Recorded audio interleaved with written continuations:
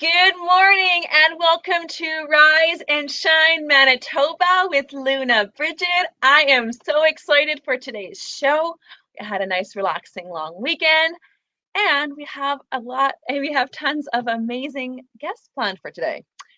So let's get started. There's a bang in my eye. Let's get that out of the way first. There we go. So wherever you are, please raise your coffee mugs. And cheers with me as I say, there it is. There it is. Making sure the L's right there. Rise and cheers with me as I say, rise and shine, Manitoba.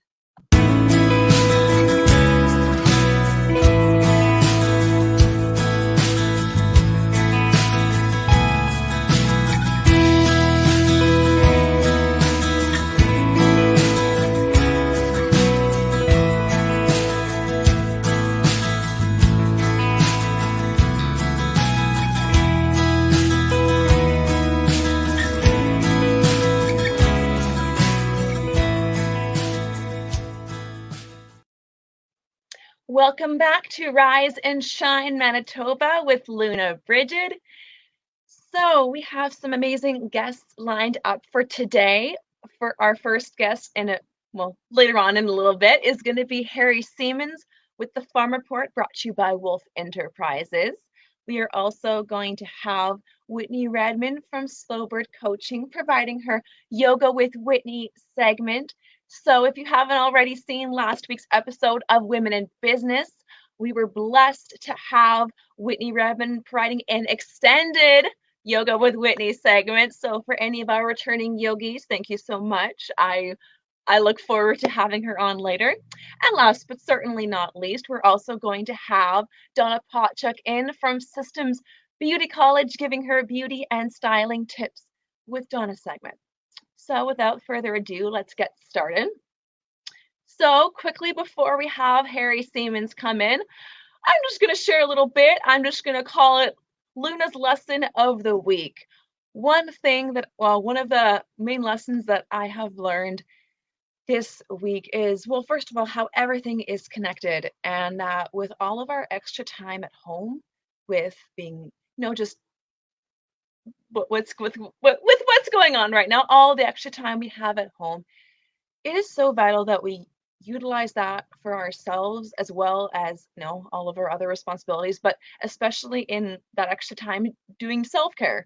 So just focusing on self-growth and your own mental health, and where you can learn new lessons, grow as a person, and just that necessary self-care. And yeah, so one of those lessons I learned was how everything is connected.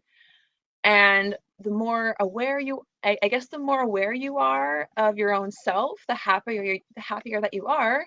Because then if you can't be honest with yourself, you can't be honest with anybody else. And I guess the other main lesson I learned this week, which we have been discussing, I guess this entire month, is adaptability. There's so much in life that we can't control. And I think one important I was thinking important and lessons, as in important, whatever that word means, important life lesson that I've just continuously learned and remembered and tried to learn and remember is to focus on what you can control and let go of what you can't. And with so much in this universe right now being out of our control, that's why I use the phrase ride the wave. We have to just ride the wave and let be what will be with what we have no say in or no control in, but then focus on what we can do. And what we can control is how we react to things around us. So we can't control other people's actions or the world's actions, but we can control our reaction to their actions. And that sounds super cheesy, but whatever I say to myself all the time, because that is probably one of the most important life lessons I've learned. So that's my little life lessons with Luna, a little segment as we segue into our first guest, which is going to be Harry Siemens. So after we hear some wonderful words from one of our wonderful sponsors, Pura Nada, we are going to have Harry Siemens with the Farm Report. So rise and shine, Manitoba. We'll be right back after this quick break.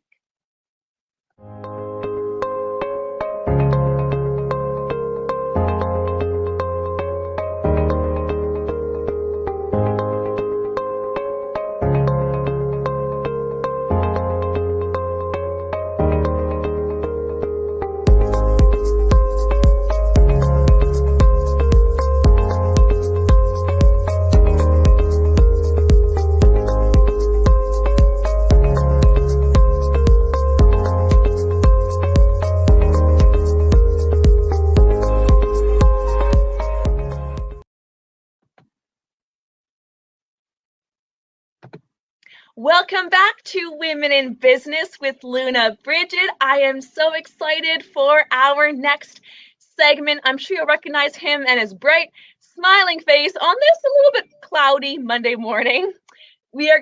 Up next, we are going to have Harry Siemens with the Farm Report.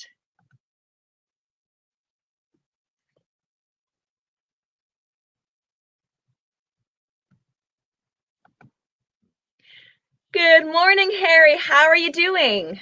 I'm doing great. After I got all the cobwebs out, here we are. It's a Fair beautiful Monday enough. morning. Fair Very good. enough. So, I guess kind of one topic that's kind of been on discussion, just to get right up and ready to go.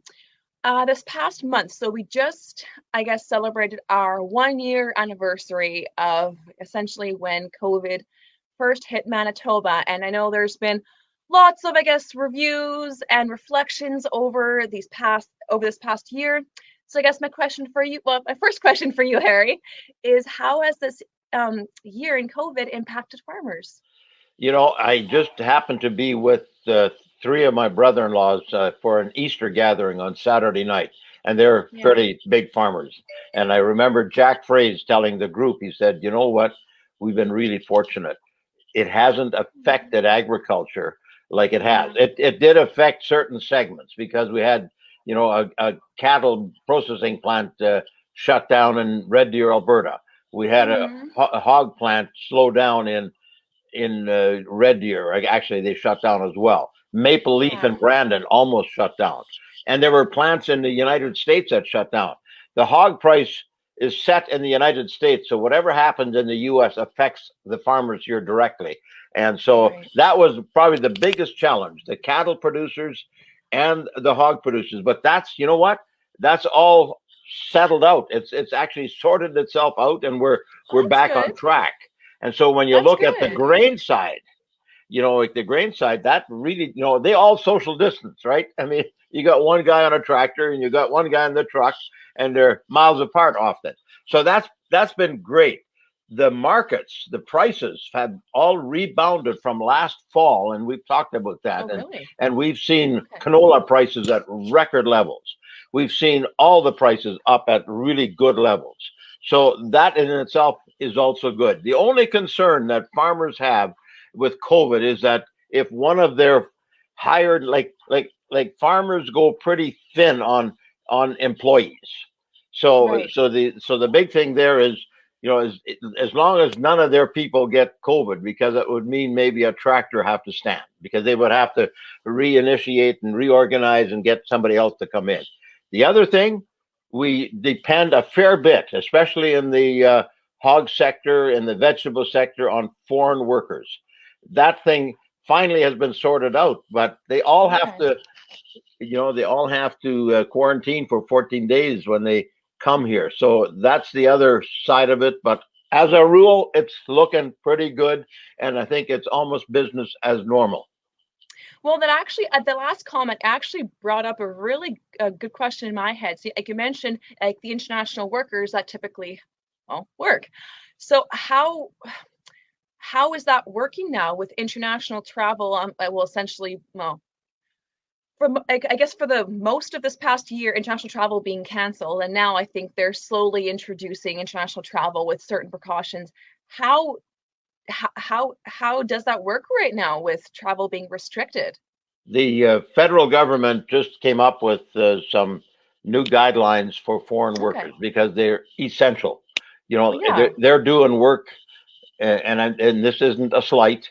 They're doing work that a lot of people in Manitoba don't want to do. I mean, we have some remote farms, and we have and a lot of Filipinos.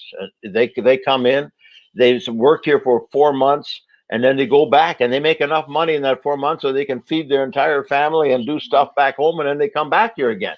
I understand there are some farms that have had the same Filipino workers come for 20, 25, 30 years. They've Wow, come back and come back. that is So the amazing. federal government made some provisions that they have to come here. They got to get their testing done, and then they can go straight to their farm home in order to quarantine. So Okay. Well, it's going to work. I just did an interview with one of the industry representatives last week, and that's what she told me. Oh, nice. Well, I'm glad to hear that they are working around it because you're right. It's not fair for them to lose their entire income when their family depends on it. So I'm Totally. glad that our government is making some modifications and some arrangements so that they also don't lose their jobs as well. So honestly, it's crazy how fast the time goes. So I guess in the remaining time, I want to elaborate on the other topic you mentioned about hog prices and grain prices. So can you, when you mentioned that grain prices actually went through the roof, that was kind of shocking to me, just because it seems like the rest of the country, the economy is basically in the toilet. So can you explain to me how I get how farmers are doing so well right now with prices when it seems like our economy in other areas is suffering a little bit? The biggest thing is number one, we all have to eat. You know, Right. there's still provision being made that not everybody gets enough food, but everybody has to eat, right? And we're increasing the numbers of people all the time. So that's number one. So the short answer for the grain prices is that the demand increased, the supply was less, and the supply, because of the demand, was disappearing faster than that they had thought, and it just kept Okay. moving the price up. And China is a huge player, and they're feeding 1.2, 1.3 billion people, and so Right. they move the market when they start to buy, and so, but this isn't all China. This is demand from around the world, and the hog prices are the same thing. Once the processing industry was able to get things on track, the demand for pork just kept on going up and up and up, and especially in China. They that 80% of the protein consumed in China is pork. And Oh, so, wow. yeah, and that's a lot. And they lost through other ways. They lost almost 400 million pigs through the African swine fever, and so it's a challenge. So for North America, the farm prices are looking pretty good. The bigger challenge we have right now here in southern Manitoba is it's very dry, and you need moisture. So we've talked about that before. Yeah. Well, in a sense, that actually makes sense because I guess if supply is low but demand is high, then you have to compensate by then I guess charging more. But then I guess as the universe balances out and maybe the supply becomes higher, and then maybe they can lower the prices a little bit. I am so thank you for clarifying, and that does make sense. And I do agree with you on the spring weather. That seems like that's been the main topic of discussion. But hopefully, hey, it's cloudy today, so hopefully that means we might get a little bit of extra rain coming in today. Yeah, I hope so. Yeah. But thank you so much, Harry. You know I wish I could talk to you for the full hour, but we have several other guests to talk to as Oh, well. and you know what? And that's great. You bet. Keep up the good work. Thank you so much. And I'm glad you had a wonderful long weekend. You have a wonderful day. I heard you getting your hair done again today. So have a wonderful haircut. Enjoy Yes. your Monday. You deserve it. And we'll see you again in, I guess, a week from today. Thank you. Same to Bye, you. Harry. Bye. Well, as per usual, that was always so much fun. I always thoroughly enjoy talking to Harry. He is a delight to have on the show. And I am excited to have him again a week from today. So please do not go anywhere. Stay right where you are. Rise and shine, Manitoba, with Luna Bridget. We'll be right back after this quick commercial break. Why go solar? It's not just for